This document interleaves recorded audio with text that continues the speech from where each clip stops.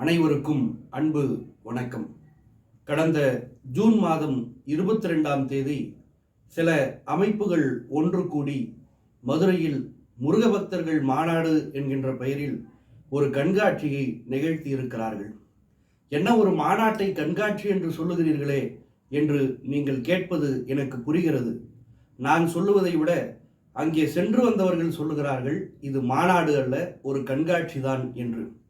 எங்கள் வேலூரிலே ஒரு திடல் இருக்கிறது. அந்த திடல் கண்காட்சிக்கென்று அமைக்கப்பட்டிருக்கிற திடல். டெல்லியில் சென்று தாஜ்மஹாலை பார்க்க முடியாதவர்கள் கண்காட்சியிலே வடிவமைக்கப்படுகிற தாஜ்மஹாலை நேரில் பார்த்து மகிழலாம்.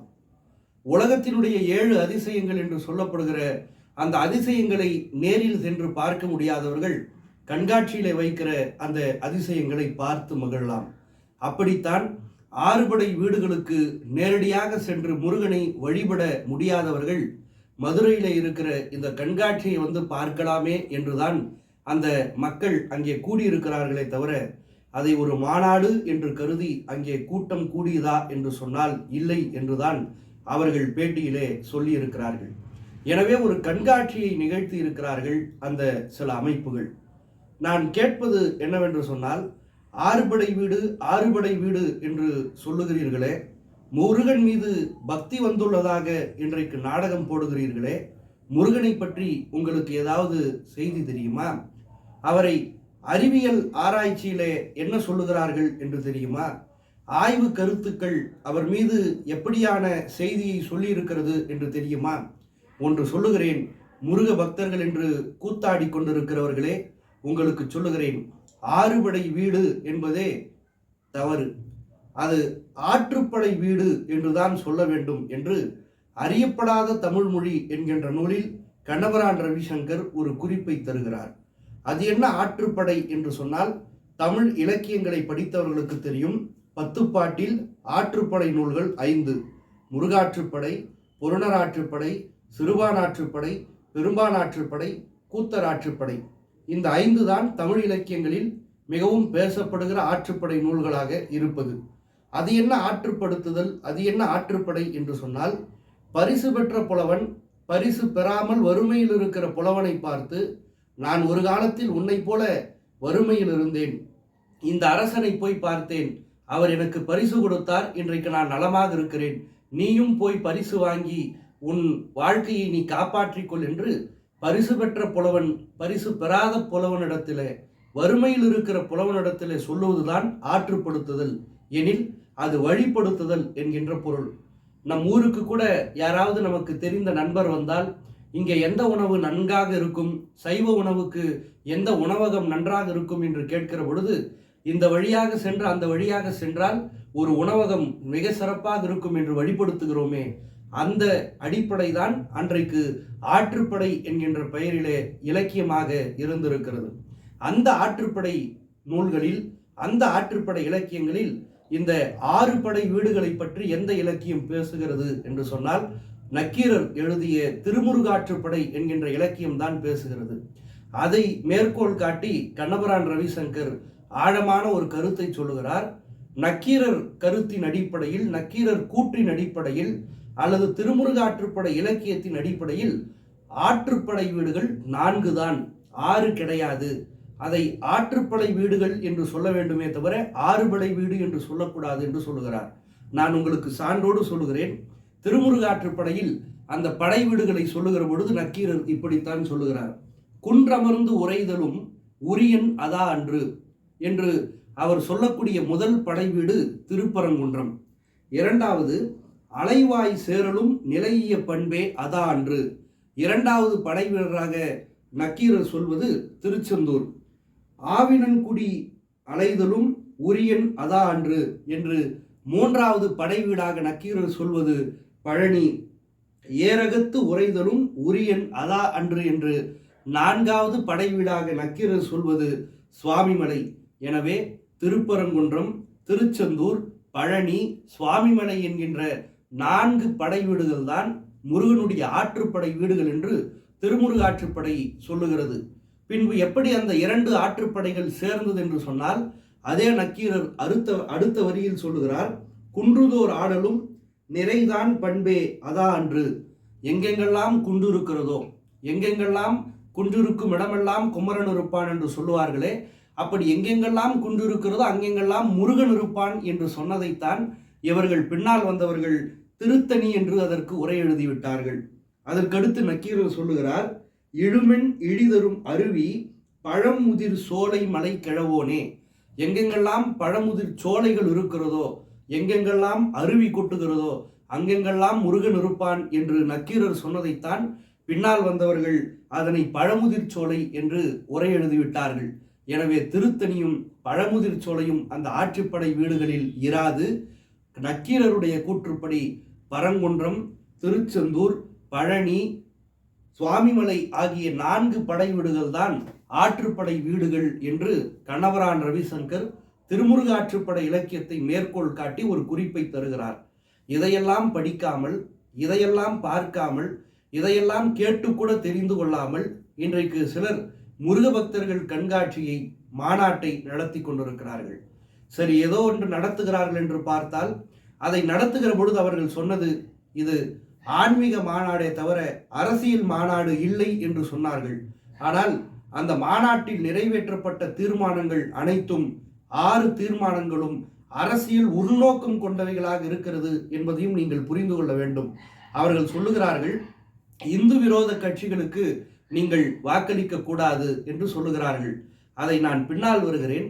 இன்னொரு தீர்மானத்தில் சொல்லுகிறார்கள், பஹல்காம் தாக்குதலில் எதிர்வினையாற்றிய மோடிக்கு இந்த மாநாடு நன்றி செலுத்துகிறது என்று ஒரு தீர்மானத்தை நிறைவேற்றுகிறார்கள். நீங்கள் மோடிக்கு நன்றி செலுத்த வேண்டுமென்றால் வேறு ஒரு பெயரில் வேறு ஒரு மாநாட்டை கூட்டி நன்றி சொல்லி இருக்கலாம். ஆன்மீக மாநாடு என்று சொல்லிவிட்டு அரசியல் ரீதியாக இருக்கக்கூடிய மோடிக்கு நீங்கள் எப்படி நன்றி சொல்லலாம் என்கின்ற கேள்வி மக்களிடத்தில் எழத்தானே செய்யும். அப்படித்தான் சொல்லுகிறார்கள், இந்து விரோத கட்சிகளுக்கு இந்துக்கள் வாக்களிக்க கூடாது என்று. யார் இந்து விரோத கட்சி, யார் இந்து விரோத கட்சி என்று நிலைநிறுத்த பார்க்கிறீர்கள்? திராவிட முன்னேற்ற கழகம் இந்து விரோத கட்சியா? உங்களைப் போல சாதி கணக்கிலே மக்களை பிரித்துவிட்டு தேவை என்று சொல்லுகிற பொழுது இந்துக்களே ஒன்று கூடுங்கள், இந்துக்களே ஒன்றுபடுங்கள், இந்துக்களே ஒருங்கிணையுங்கள் என்று சொல்லக்கூடிய கட்சியா நாங்கள்?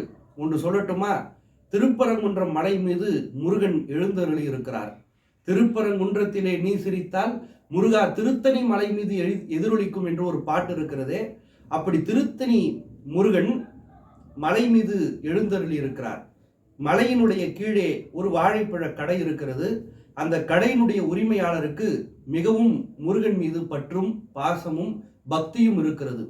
அவர் நாள்தோறும் தான் செய்யக்கூடிய தொண்டாக எதை கருதுவார் என்று சொன்னால், மலை மீது இருக்கிற முருகனுக்கு தன்னுடைய கடையில் இருக்கிற ஒரு கூடை வாழைப்பழத்தை சார்த்த வேண்டும் என்பதுதான் அவருடைய தொண்டு. தன்னுடைய உதவியாளரிடத்திலே அவர் தினமும் பழங்களை கொடுத்து மலையிலே கொடுத்து விட்டு வர சொல்லுவார். ஒரு நாள் உதவியாளர் மலையிலே ஏறிக்கொண்டிருக்கிற பொழுது சோர்வு தட்டுகிறது, பசி எடுக்கிறது. கூடையிலே இருக்கிற 2 வாழைப்பழங்களை எடுத்து சாப்பிட்டு விட்டு மீதி இருக்கிற வாழைப்பழத்தை முருகனுக்கு படையிலிட்டு விட்டு வந்து விட்டார். மனம் கேட்கவில்லை, மறைக்க அந்த உதவியாளர் விரும்பவில்லை. உரிமையாளரை பார்த்து, ஐயா, மேலே செல்லுகிற பொழுது எனக்கு பசி எடுத்து விட்டது, 2 வாழைப்பழங்களை மட்டும் சாப்பிட்டு விட்டு மீதி இருப்பதை முருகனுக்கு கொடுத்து விட்டு வந்து விட்டேன் என்று சொன்ன பொழுது உரிமையாளர் கடும் கோபம் கொண்டு அவரை வேலையிலிருந்தே தூக்கிவிட்டார். முருகனுக்கு கொடுத்த வாழைப்பழத்தை நீ எப்படிடா சாப்பிடலாம் என்று கோபித்து கொண்டு அவரை வேலையிலிருந்து தூக்கிவிட்டார். இரவு கனவிலே, அந்த உரிமையாளருடைய கனவிலே முருகன் வந்தார். உரிமையாளர் கேட்டாராம், முருகா, நான் உனக்கு நாள்தோறும் ஒரு கூடை வாழைப்பழத்தை கொடுக்கிறேனே, உனக்கு அது மகிழ்ச்சி தானே என்று சொன்ன பொழுது முருகன் சொன்னாராம், நீ எப்பொழுதுதான் எனக்கு நாள்தோறும் வாழைப்பழை கூடையை தருகிறாய்? இன்றைக்குத்தானே 2 வாழைப்பழத்தை தந்தாய், அதனால் தான் மகிழ்ச்சி பொங்க உன் கனவிலே வந்திருக்கிறேன் என்று முருகன் சொன்னாராம்.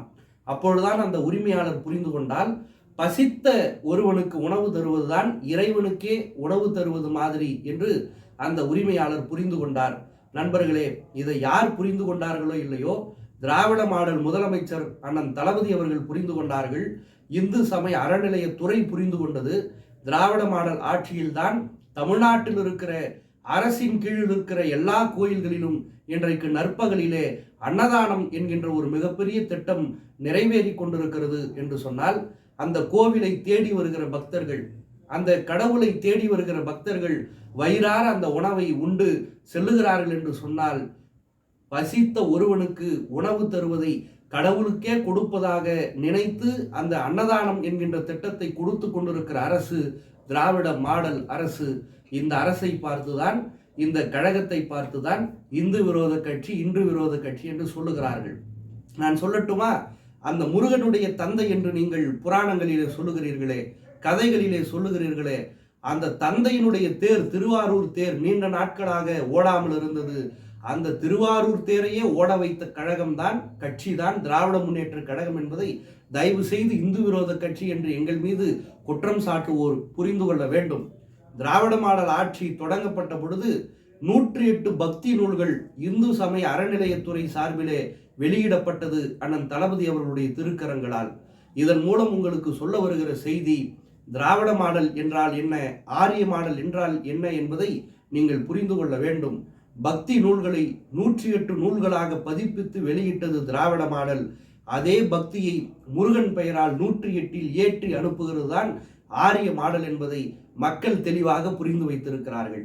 எங்களை பார்த்து இந்து விரோத கட்சி, இந்து விரோத கட்சி என்று நீங்கள் குறிப்பிடுகிறீர்கள். ஒரே ஒரு செய்தி சொல்கிறேன். அந்த மாநாட்டிலே நயினார் நாகேந்திரன் பேசுகிற பொழுது முருகனுக்கு எத்தனையோ மேற்கோள் பாடல்கள் இருக்கிறது. நான் சென்னை பல்கலைக்கழகத்திலே முதுகலை தமிழ் இலக்கியம் படித்தவன். எனக்கு கூட என்னை கேட்டிருந்தால் கூட பல பாடல்களை அவர்களுக்கு எழுதி கொடுத்திருப்பேன். ஆனால் எத்தனையோ பாடல்களை எல்லாம் விடுத்துவிட்டு நயினார் நாகேந்திரன் பாடக்கூடிய பாடலை நீங்கள் காணொலியிலே பார்த்திருக்கலாம். மருதமலையை மாமணியே முருகையா, தேவரின் குலம் காக்கும் வேலையா என்று கண்ணதாசன் எழுதிய பாடலை அவர் பாடியிருக்கிறார். கண்ணதாசனுக்கு மிகப்பெரிய தொலைநோக்கு இருக்கிறது என்று நான் இதன் மூலம் புரிந்து கொண்டேன். ஏனென்று தெரியுமா? அந்த பாடலிலே ஒரு வரி வரும். அந்த வரியை கண்ணதாசன் ரொம்ப அழகாக யோசித்திருப்பார் போல. ஒரு குறிப்பிட்ட ஆண்டுகள் கழித்து நயினார் நாகேந்திரன் போன்றவர்கள் இந்த பாடலை மேற்கோள் காட்டுவார்கள். அவர்களுக்கு அந்த சூழல் சரியாக இருக்கும் என்று கண்ணதாசன் அப்பொழுதே எழுதியிருக்கிறார். அந்த வரியை நீங்கள் கவனித்து பாருங்கள். கோடிகள் குவிந்தாலும் கோமகனை நான் மறவேன், நாடியின் வினை தீர நான் வருவேன் என்று கண்ணதாசன் அந்த வரியை அமைத்திருப்பார்கள். நயினார் நாகேந்திரன் போன்றவர்கள் அந்த பாடலை மேற்கோள் காட்டியதற்கு என்ன காரணம்? கோடிகள் குவிந்து விட்டது, இருந்தாலும் இன்றைக்கு எங்களுக்கு திக்கு திசை இல்லாமல் இருக்கிறோம். நாங்கள் ஜெய் ஸ்ரீராம் போட்டு பார்த்தோம், ஜெய் ஜெகநாத் போட்டு பார்த்தோம், எதுவும் பப்பு வேகவில்லை. அதனால்தான் கோடிகள் குவிந்தாலும் கோமகனை நான் மறவேன், முருகனே உன்னை மறக்காம நாங்களா வந்திருக்கிறோம், நாடி என் வினை தீர நான் வருவேன். இன்னைக்கு எங்களுக்கு வினை, ஒரு வினை உன்னால வேணும், உன்னால பயனடைய வேணும். என்ன வினைன்னு சொன்னா, 2026 தேர்தலில் உன்னை வச்சுதான் நாங்கள் அரசியல் பண்றதா இருக்கு, அதனால தான் உன்னை தேடி நான் வந்திருக்கேன்னு சொல்லிட்டு அந்த பாட்டில் இருக்கிற வரி நயினார் நாகேந்திரன் போன்றவர்களுக்கு மிகவும் பொருத்தமாக இருக்கிறது. நான் சொல்லுகிறேன், அருணகிரிநாதர் என்கின்ற ஒரு மிகப்பெரிய முருக பக்தர், இதே திருவண்ணாமலையில் வாழ்ந்தவர், இளமையிலேயே இலக்கிய இலக்கணங்களை கற்றுத் தேர்ந்தவர். இருப்பினும் அவருக்கு காம நோய் அதிகமாகி எல்லா பெண்களையும் புணருகிற நிலை வருகிற பொழுது தன் கட்டிய மனைவி தன்னை விட்டு செல்லுகிறார். தன்னை வளர்த்த அக்கா, ஊரில் இருக்கிற எல்லா பெண்களையும் புணர்வதையே வேலையாக கொள்ளுகிறாயே, இதோ என்னையே எடுத்துக்கொள் என்று சொன்னவுடன் தான் அந்த அருணகிரிநாதர் மனம் திருந்தி திருவண்ணாமலை மலையிலே இருந்து கீழே குதிக்கிற பொழுது ஒரு 2 கை வந்து தாங்குவதாக அந்த கதை நீண்டு கொண்டே இருக்கும். யார் அந்த 2 கை என்று சொன்னால், முருகன் தான் அருணகிரிநாதரை காப்பாற்றி அவருடைய நாவிலே சரவணபவ என்று எழுதி, இதற்கு பிறகு நீ என்னையே பாட வேண்டும் என்று முருகன் கேட்டுக்கொண்டதற்கிணங்க முருகனே எடுத்து தந்த அடிதான் முத்தை திரு பக்தி திருநகை என்கின்ற திருப்புகழினுடைய அதி. முத்தை திரு பக்தி திருநகை அத்திக்கரை சத்தி சரவண முத்துக்குரு வித்துக்குருவர் என ஓதும் என்று திருப்புகழை அருணகிரிநாதர் கொண்டிருக்கிறாரே, அதை மேற்கோள் காட்டுவதற்கு உங்களுக்கு துப்பில்லை. அதே அருணகிரிநாதர் கந்தர் அனுபூதி என்கின்ற மிகச்சிறந்த இலக்கியத்தை தந்திருக்கிறார். அதிலே ஆடும் பணிவேலணி சேவலென பாடும் பணியே பணியாய் அருள்வாய், தேடும் கயமா முகனை சிறுவில் சாடும் தனியானை சகோதரனே என்று தொடங்கக்கூடிய அந்த கந்தர் அனுபூதியை சொல்லுவதற்கு உங்களுக்கு துப்பில்லை. கண்ணதாசன் எழுதிய பாடலை சொல்லுகிறீர்கள் என்று சொன்னால் நீங்கள் முருகனை எந்த அளவுக்கு தூக்கி பிடிக்கிறீர்கள் என்பதை இதன் மூலமே நீங்கள் புரிந்து கொள்ளலாம். நிறைவாக ஒரு செய்தியை மட்டும் சொல்லுகிறேன் நண்பர்களே. நான் ஒரு 10 ஆண்டுகளுக்கு முன்பு திருத்தணியில இருக்கிற முருகனை சென்று பார்த்தேன். எனக்கு நம்பிக்கை இருக்கிறதோ இல்லையோ, குடும்பத்தவர்கள் செல்லுகிறார்கள் என்பதற்காக அவர்களோடு மகிழ்ந்து நான் திருத்தணி முருகனை பார்த்தேன். 10 ஆண்டுகளுக்கு முருகனை பார்க்கிற பொழுது மிகவும் சோர்வாக இருந்தார். ஒரு 10 நாட்களுக்கு முன்பு அதே திருத்தணி முருகனை நான் பார்க்க பொழுது மிகவும் மகிழ்ச்சியாக இருந்தார். நான் கேட்டேன் முருகனிடத்தில், என்ன முருகா, எவ்வளவு மகிழ்ச்சியாக இருக்கிறீர்களே, இந்த மகிழ்ச்சிக்கு என்ன காரணம் என்று கேட்ட பொழுது திருத்தணி முருகன் சொன்னார், எனக்கு 2 காரணங்கள் இருக்கிறது நான் மகிழ்ச்சியாக இருப்பதற்கு. என்ன காரணம் சொல் முருகா என்று கேட்டபொழுது அந்த முருகன் சொன்னான், நீங்கள் இன்றைக்குத்தான் சாதி ஒழிப்பை பேசுகிறீர்கள். ஆனால் அந்த காலத்திலேயே குறத்தி மகளை திருமணம் செய்து சாதி ஒழிப்பை செய்தவன் நான். அந்த சாதி ஒழிப்புக்கு இன்றைக்கு திராவிட மாடல் அரசு முன்னுரிமை தருகிறது. சாதி ஒழிப்பு திருமணங்கள் செய்யக்கூடியவர்களுக்கு இந்த திராவிட மாடல் அரசு சிறந்த முறையிலே அவர்களுக்கு எல்லா விதமான வேலை வாய்ப்புகளிலும் இடஒதுக்கீட்டிலும் அவர்களுக்கு முன்னுரிமை தருகிறது. இதை பார்க்கிற பொழுது எனக்கு மகிழ்ச்சியாக இருக்கிறது என்று முருகன் சொன்னான். சரி முருகா, 2வது காரணம் என்ன என்று கேட்டபொழுது முருகன் சொன்னார், இத்தனை நாளாக என்னை தமிழ் கடவுள் என்று சொல்லிக் கொண்டிருந்தார்கள். ஆனால் உனக்கும் எனக்கும் இடையிலே இருக்கிறாரே ஒரு இடைத்தரகர், அவர் எனக்கு சமஸ்கிருதம் தெரியாது என்று கூட தெரியாமல் இத்தனை நாள் சமஸ்கிருதத்திலே ஓதி கொண்டிருந்தார். ஆனால் ஒரு புண்ணியவான் ஸ்டாலின் என்கின்ற ஒருவர் முதலமைச்சராக வந்து இன்றைக்கு எல்லா கோயில்களிலும் தமிழில் அர்ச்சனை செய்யலாம் என்கின்ற ஒரு திட்டத்தை செயல்படுத்தியதன் மூலம் தமிழ் கடவுளான என்னுடைய காதுகளில் இனிய தமிழ் வந்து சேருகிறது. அதனால் எனக்கு மகிழ்ச்சி.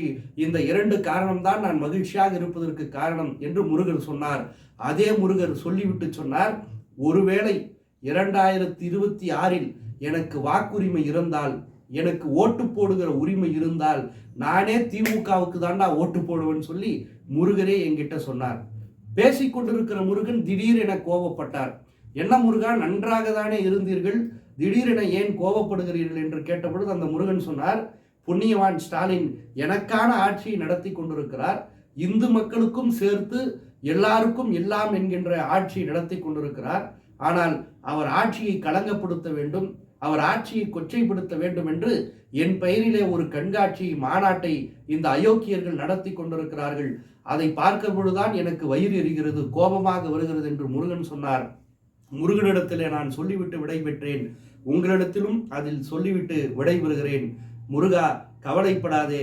உன் கோபத்தை தணிப்பதற்குத்தான் வருகிற 7ஆம் தேதி இந்து சமய அறநிலையத்துறை சார்பில் அமைச்சர் அண்ணன் சேகர்பாபு அவர்கள் திருச்செந்தூர் முருகனுக்கு குடமுழுக்கு நடத்தவிருக்கிறார்.